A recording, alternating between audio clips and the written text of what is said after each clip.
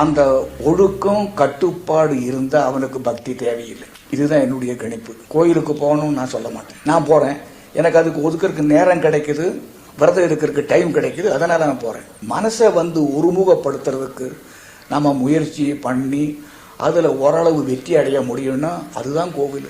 நீங்கள் கோவிலுக்கு போக வேண்டியதில்லை. ஆயிரக்கணக்கான உங்களுடைய மனசு அந்த எண்ணம் ஒரு கோயிலில் போய் சேரும்போது அந்த இடத்துக்கு ஒரு சக்தி உண்டாகுது. கடவுள் இருக்காரோ இல்லையோ அதை நம்ம மறுக்க முடியாது.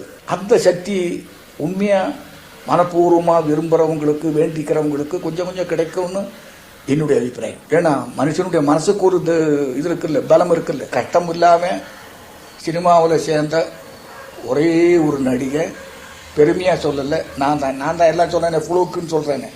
இன்றைக்கி நான் வாடுறதே ஃப்ளூக்கு தான். ஏன்னா என்னுடைய தகுதிக்கு மேலே உள்ள வாழ்க்கை, ஒழுங்கான வாழ்க்கை வாழ்ந்துட்டு இருக்கேன். என்னோட கட்டிக்காரங்களும்